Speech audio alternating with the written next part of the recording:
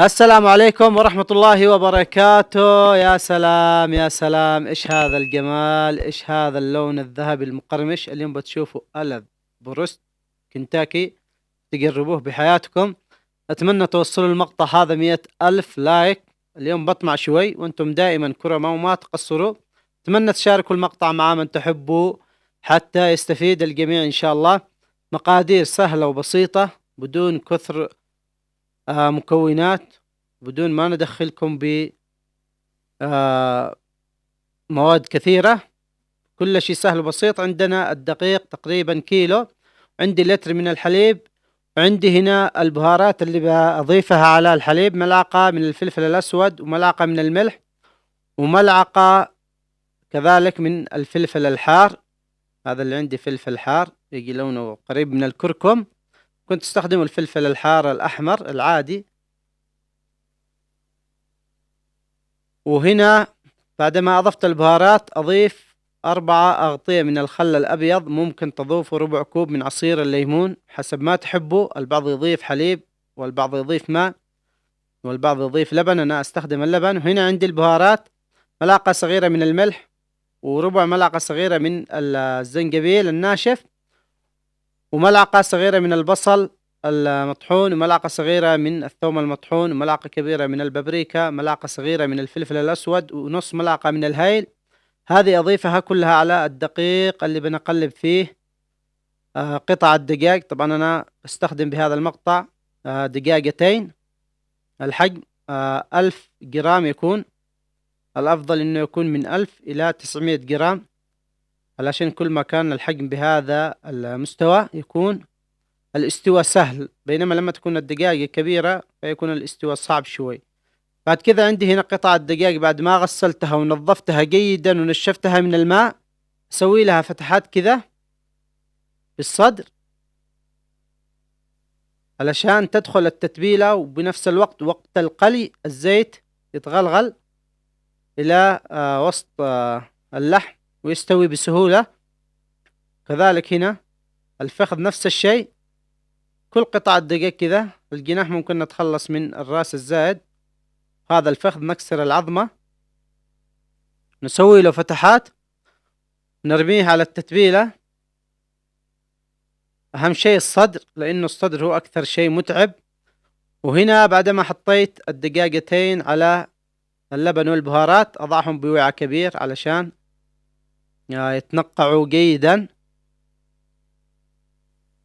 بعد كذا حاول إن أنا أحرك الدجاج مع التتبيلة أو الصوص، واتركه بالثلاجة ساعة سواء بالفريزر أو تحت. وبعد كذا نجهز البطاطس اللي بنقليه مع البروست. بوريكم الطريقة هذه الجميلة شكلا وكذلك وقت الاستواء ما تشرب زيت. هنا بعد ما أقشر البطاطس أسوي له هذه الحركة بالمقشرة هذه القديم. شوفوا كيف يطلع الشكل هذا ما يبين إلا وقت التقطيع وبعد القلي.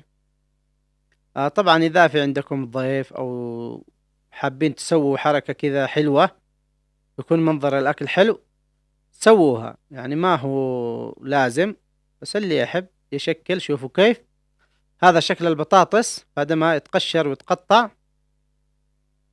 طبعا تكون القطع متساوية علشان وقت القلي يستوي كله مع بعض.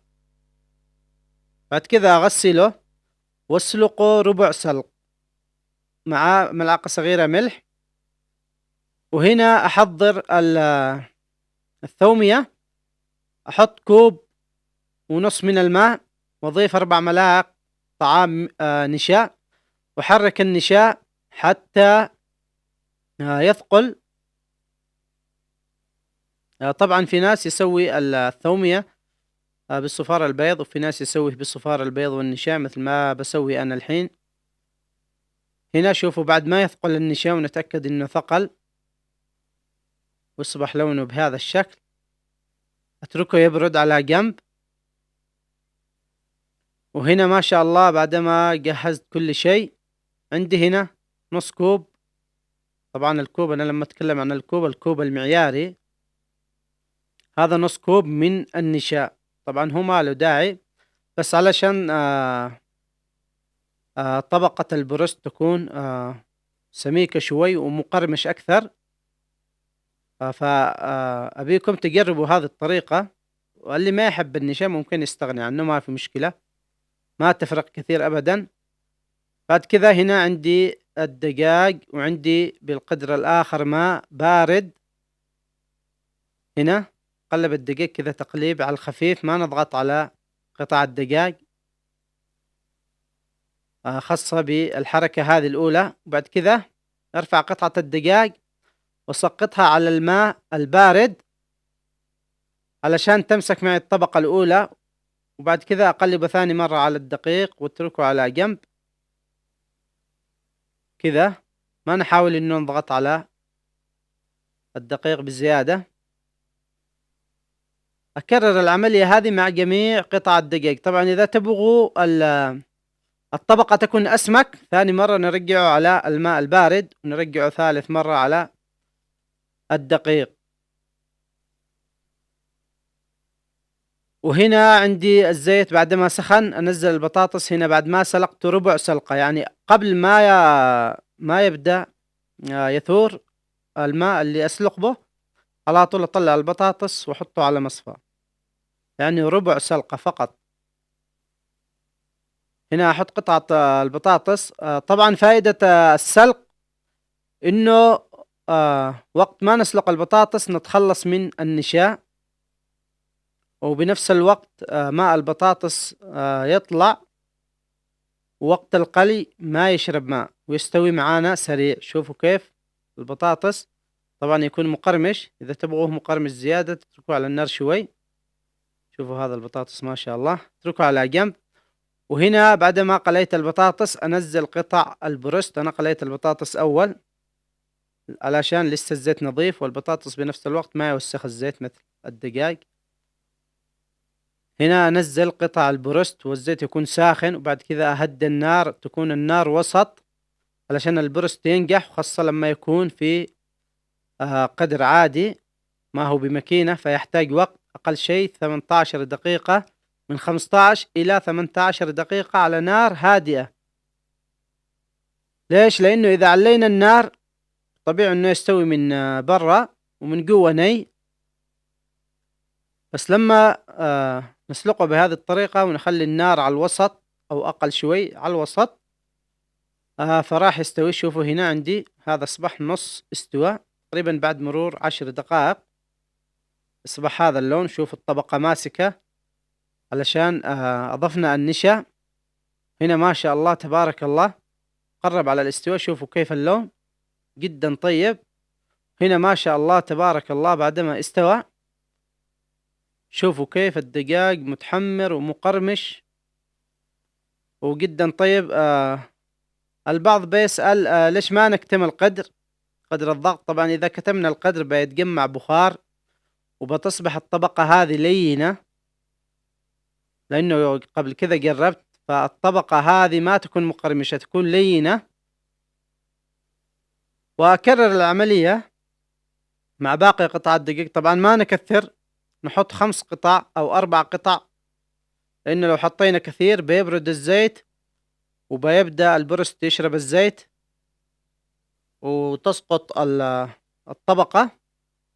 وهنا علشان نحضر الثومية، عندي هنا حطيت النشا، حطيت 4 من فصوص الثوم، حطيت عصرة ليمونة، وأضيف الملح، وأضيف الزيت بالتدريج. الزيت أضيفه بالتدريج شوي شوي. طبعا أنا قبل كذا سويت مقطع ببياض البيض فقط بدون نشا، تقدروا ترجعوا له. هنا أضيف بياض بيضة واحدة فقط. طبعا أنا حطيت نص كمية النشا فقط، واستمر بالخلط حتى يصبح بهذا القوام الكريمي الثقيل. شوفوا ما شاء الله، أتمنى تجربوها بهذه الطريقة. وهنا نرجع للبروست. ما شاء الله تبارك الله، شوفوا قطع الدقيق كيف مستوية وجاهزة على الأخير. طبعا كيف نعرف انه استوى؟ تخفى الفقاعة وسط الزيت بالكامل، ما عاد يكون في فقاعات كثيرة. هنا ما شاء الله يتقدم البروست، قدموه حسب ما تحبوا. أنا هنا سويت البطاطس والثومية. أتمنى تجربوا هذه الوصفة وتدعموا المقطع. لكم كل الحب والاحترام والتقدير، أنتم دائما كرماء وتدعموا بكرم زائد وما تقصروا. أسأل الله أن يحفظكم ويبعد عنكم كل شر. هنا شوفوا قطع الدجاج كيف مستوية. طبعا هذه ما شاء الله تبارك الله. أتمنى تجربوا البروست وهذا الصدر. شوفوا كيف لحمة الدجاج بيضاء. تحياتي لكم أينما تكونوا، والسلام عليكم ورحمة الله وبركاته.